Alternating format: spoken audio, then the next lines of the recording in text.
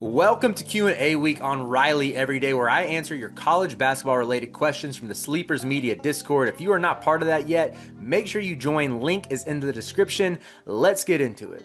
This first question comes from Terslovich, aka Warchant. He asks, can you give us a team outside of the top conferences, not named Gonzaga, that you think could make a Final Four? Essentially this year's Butler or George Mason. Great first question, and as I was pondering my answer, my mind immediately went to teams that I believe can earn an 11 or a 12 seed because that is the path. Mason was an 11 seed in 2006 when they made their run, as was Loyola Chicago in 2018. Now, Butler earned a 5 seed back in 2010 when they lost to Duke in the title game, as the Horizon League champs no less. But I don't think that's going to happen again. That was truly a once-in-a-lifetime occurrence thanks to the presence of Brad Stevens, so we're going to focus on those teams who could be the lower double-digit seeds. So let's start in the A10 with a look at St. Louis. Josh Schirtz had a solid, if not nondescript, first season at SLU, finishing with a 19-15 record. But I wanted to give a reminder of his resume that provides plenty of optimism for Billikens fans going forward. In 13 years at D2 Lincoln Memorial, he won 83% of his games. Then he went on to Indiana State, where in his third season, he led them to their second most wins in school history and the most since 1979. That was back in 2024. This dude can flat out coach, and equally as important, he's built the best roster in the A10 ahead of year 2. So it starts with Robbie Avina, who is back for his third season under Schirtz. Stupid name, man. All right, take two. So it starts with Robbie Avina, who is back for his third season under Schirtz, and he will continue to operate as the queen of the chessboard. Schirtz uses him in various ways to create for his teammates, whether it's out of the high post or dribble handoffs or at the top of the key, but he provides plenty of buckets as well. He gets to the free throw line at will, he can put the ball on the deck, and he is an excellent pick and pop threat. I love the way that Schirtz uses him to get open for threes, like he'll set flare screens for him coming off of pops. It's really fun to watch. Then next to him in the front court is Quinnipiac transfer Paul Oteno, who's a physical presence, dominates the glass, can finish above the rim. He's a little bit undersized, but there's a lot of creativity that Schirtz can employ there with Avila as the handler and Oteno as the roll man.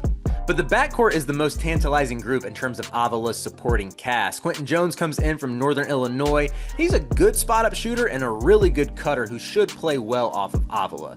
And then there's Trey Green, who's one of my favorite breakout candidates, largely flying under the radar.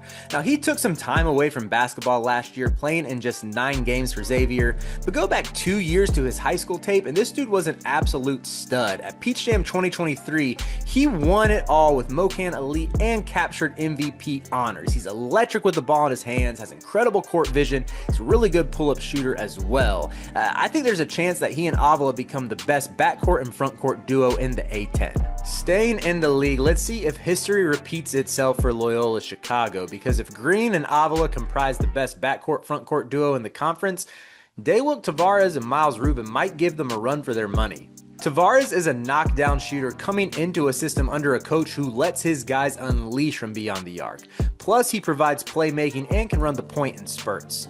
Rubin, on the other hand, he is one of the best rim protectors in the country. He ranked in the top 15 nationally in block rate in both of his collegiate seasons. Then a sleeper to watch for the Ramblers is New Mexico transfer Kellen Dodson. He didn't see a lot of burn last year, but he was high school teammates with Wesley Yates, won a ton of games throughout his career, can man either guard position, and provide some versatile scoring. Very quietly, Drew Valentine has won 23 or more games in 3 of his 4 seasons at the helm, so perhaps this is the year where he truly breaks through. And finally, let's talk about a true mid-major with UC Santa Barbara. The Gauchos earned a 12 seed in 2021, and UC San Diego did the same this past season, proving the path is there for the winners of the Big West. Regarding this year's UCSB team, it will start with a pair of down transfers in the backcourt in Miro Little and Aiden Mahaney. Now, Little flamed out at both Baylor and Utah, but his lack of athleticism won't burn him as much in the mid-major ranks. He's still a good floor general, and he has a dynamic guard next to him, making life easier. And that's Mahaney, a player who I still believe in. This dude was a killer his first 2 years at St. Mary's. You just don't see guys with that amount of freedom in a Randy Bennett offense. He had big moments and wins against Gonzaga, has a tournament victory under his belt as well. I believe that player is still there somewhere even after losing his confidence at UConn.